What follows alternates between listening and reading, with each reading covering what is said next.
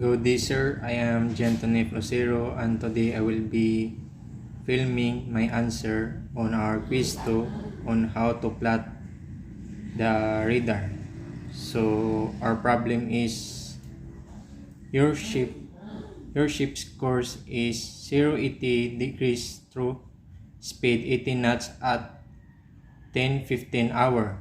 The lookout reported a ship bearing 020 degrees through distance 9 nautical miles. The same ship was seen after 6 minutes on a bearing 021 degrees through at the distance of 8 nautical miles.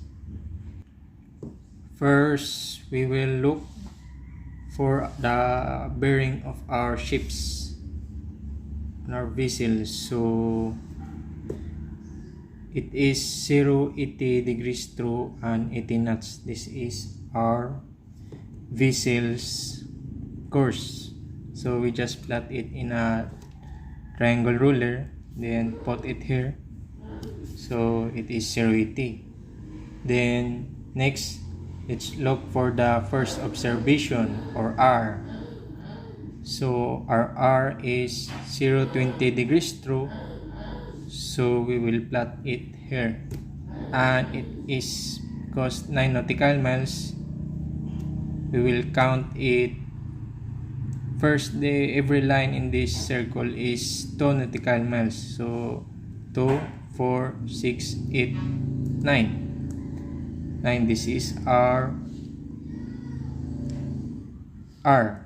So our second observation is M. Then its bearing is 21 degrees through. So here, 21 degrees through. Then its distance is 8 nautical miles. So let's count again. 2, 4, 6, 8 here. Then after that, let's put a line called RML, or relative motion line. Here we plot it from here to here. So next is our DRM, or direction of the relative motion. So it's the direction of our relative motion, so it will be parallel to this. So our DRM will be 191 degrees through. Now let's solve for the SRM. So the formula of this is speed equals distance over time. So our distance will be the distance of our first observation and our second observation, or this RM here. So its distance will be 1.0 nautical miles, because the R is 9 nautical miles and the M is 8 nautical miles. So we'll just subtract it. So the answer will be 1.0 nautical miles. Then in our time, so in the problem is 6 minutes. So we'll convert it into hours. So it will be 0.1 hour. Then we divide 1.0 nautical miles divided by 0.1 hours, where will equal to 10 knots. Next will be the CPE. So our CPE is the closest point of approach, CPE. So we put our CPE here. So the distance of our CPE is 1.5 nautical miles. Then next is the BCPE, or bearing of the closest point of approach. So we'll just continue the line of the CPE, then we will find its bearing. Then the BCPE will be,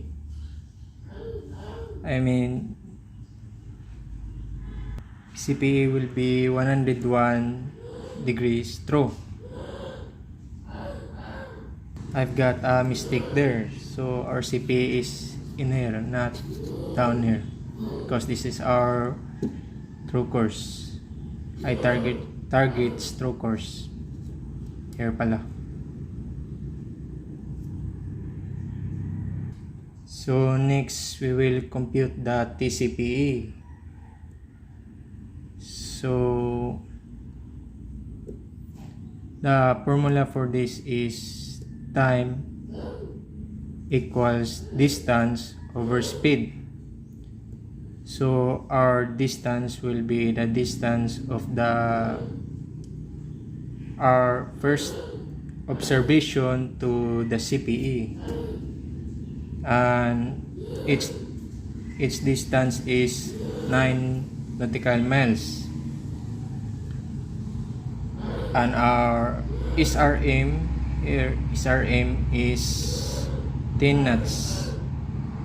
So we put 10 knots. 9 nautical miles over 10 knots times 60. So when we calculate this, for example,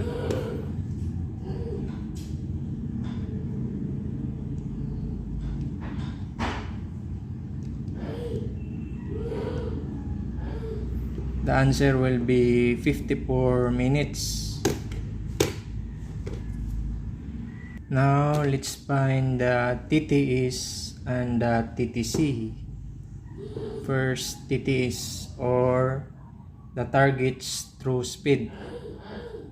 So its formula will be speed equal distance over time. So the distance will be AM. I forgot to write E. Here is our E. E to M. And its distance will be 1.8. Then its time interval will be 0.1 because it's 6 minutes. And if we convert it into hour, it will be 0.1. So if we calculate this, 1.8 over 0.1, our answer will be 80 knots. So this will be the speed of our target. Then next is the TTC, or the target strokes through course. So it is the parallel of the AM here.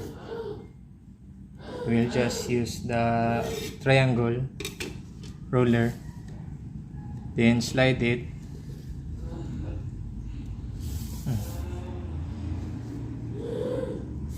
Then we will have the answer of 112 degrees true.